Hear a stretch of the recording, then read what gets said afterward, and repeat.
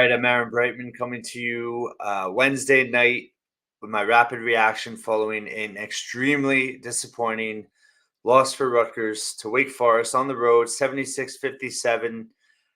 Rutgers fell behind big time in the first half. Terrible start. It was 13-3, I think, after that first, TV first segment. They were down as much as 29-11.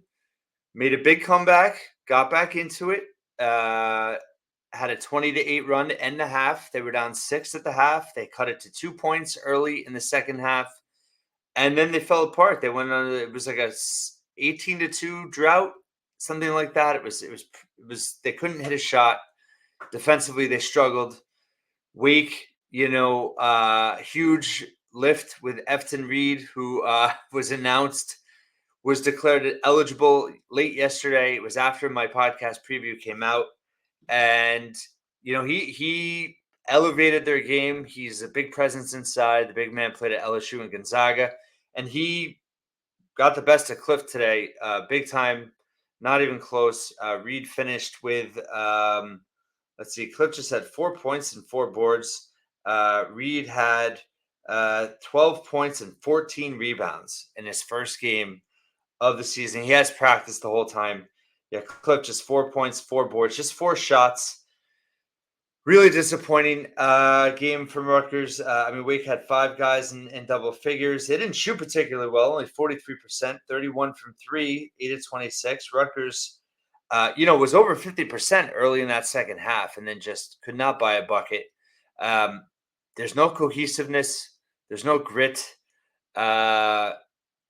There's no fire. It's really disappointing. This was a big opportunity on the road, and they failed miserably.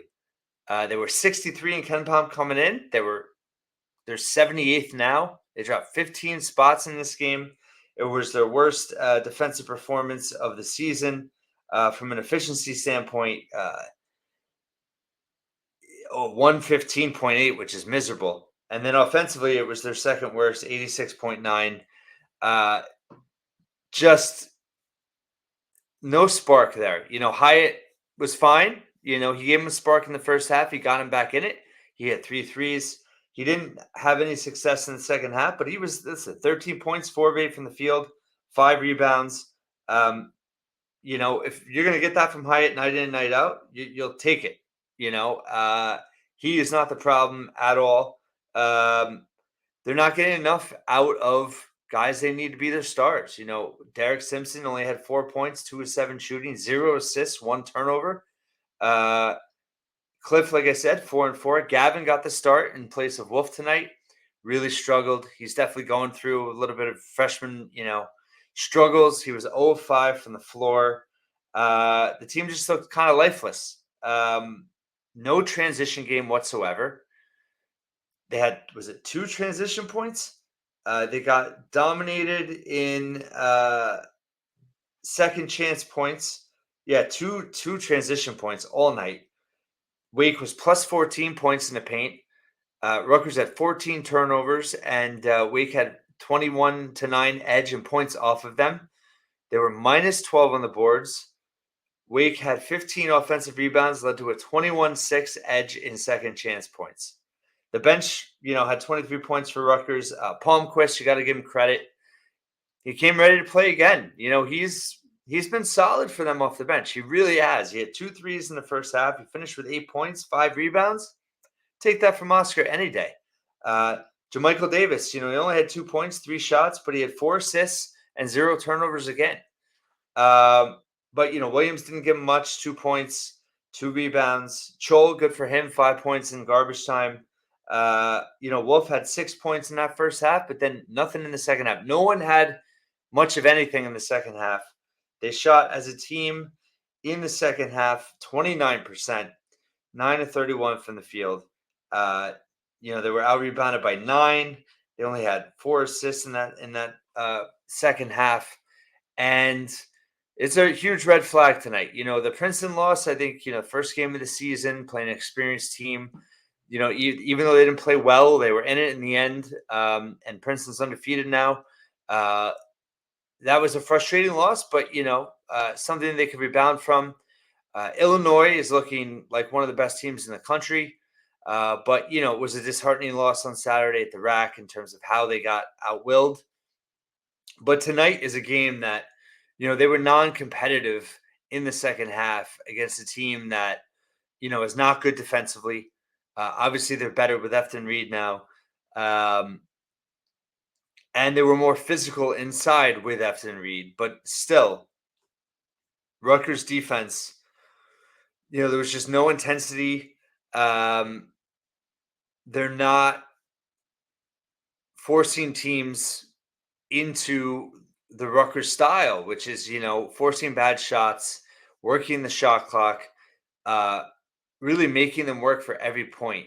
It's not happening, and then and they weren't, the alarming thing for me was when they were allowing transition baskets. They were allowed 6 points, but they weren't getting back in time. They weren't rotating well. They weren't communicating well. Who's the alpha on this team? Who's the guy that's showing the passion? I think Hyatt's done a decent job of. Where's they're missing Paul, they're missing Cam, and for those that scoffed at the idea that they would start, or in terms of Paul, or that Cam, was good in big games. Cam lit up the Garden last night. Was talking trash to Armando Baycat. Uh, Cam's fire, and Paul's fire. Listen, Paul was hurt at the end of last year. He played with a fire. It was misguided at times. It was in terms of just he didn't control it well at times. But who on this team has fire? Noah Fernandez finished with 13 points, but he struggled at times. He had 5 turnovers. He did get him 13. He had some points in the second half.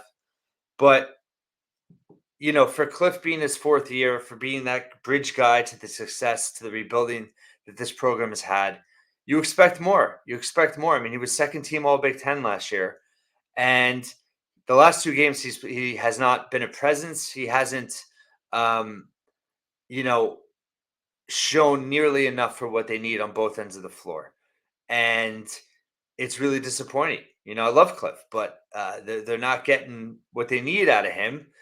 Derek Simpson's kind of stepped back these last 2 games. Um, they're just getting into way too much isolation. They're not sharing the basketball. They're not playing with any kind of flow, and they're not hitting shots. And their defense is suffering. It's really frustrating. It's every I don't know if you're like me or not, but every time Rutgers basketball loses, I feel a little piece of me just like, you know, die a little bit. And it was very disheartening loss. Critical stretch here. They play Seton Hall on Saturday. That's going to be a hornet's nest. Seton Hall is going to be equally desperate. They lost by about 18 or 20 points to Baylor. Baylor's number 6 on the road on Tuesday night, so they need to win badly. Both teams are going to be 5-3. What kind of heart is Rutgers going to show up with? Because I'm pretty confident Seton Hall is going to play with the desperation that they have, and we need to see that from Rutgers now. There's a desperation they need to play with, and an urgency they need to have, because if they don't pick it up soon, the season's going to be, they're going to be too big of a hole to get out of it. And Jerry Carino, the great Jerry Carino, tweeted after the game. He was waiting on the radio interview with Recco and Austin Johnson, and Pico didn't come out of the locker room.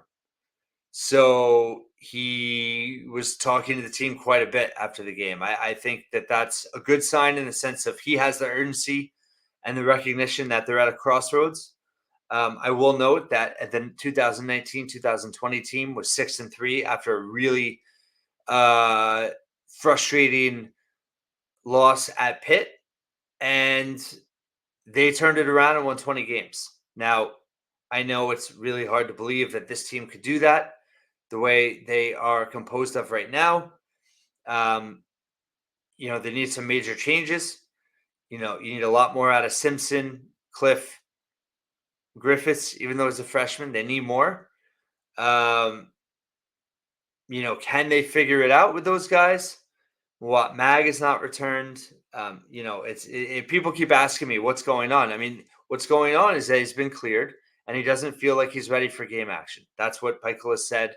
That's what's on the record. So they're obviously missing him. And he is one of those guys that can give them a huge edge and play with a chip on his shoulder. So when he returns, we don't know.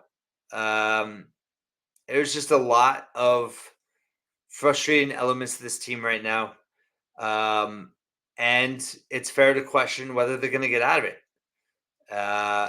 Again, I think the first two losses were understandable. And I think that this loss, it's not the end of the world if it gets you off the mat and this team starts to form an identity. There's this high tempo, fast paced offense has been non-existent the last two games. Now that they're playing high major teams, that's alarming. And that was supposed to be kind of the identity of this team, and it's not there. And defensively, they're even though, I mean, they're 17th in the national in defensive efficiency, but they played really poorly defensively against the two high majors they've played now, back-to-back games. It's just, it doesn't seem like there's enough fire out there, and that they're kind of going through the motions. It's just what it seems like. I hate to say it, but we went from jubilation this afternoon with the news that Dylan Harper committed to utter frustration in the way this team performed on Wednesday night. So, again, I think there's time. I think there's a path for this team to be successful, but they're not in a good place right now, and it's it's a big task.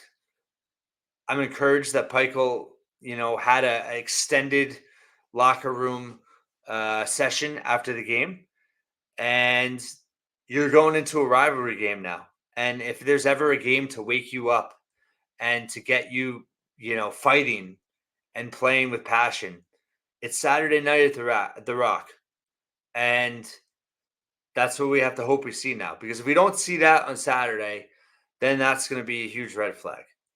And whether they win or not, and getting a win would be huge and would alleviate a lot of the frustration of the last two games. But yes, there's some red flags from these last two games. And as I said, there's still time, but it's time to get off the mat. And if you don't, the season's gonna be out of your control pretty quickly. So we'll see what happens here. Frustrating night, exhilarating afternoon. The program is obviously, has better days ahead, but it'd be unfair, it'd be disrespectful to rule out this team yet. But they have a lot of work to do. So we'll see. Thanks so much for listening and watching this episode of the Scarlet Faithful, and I'll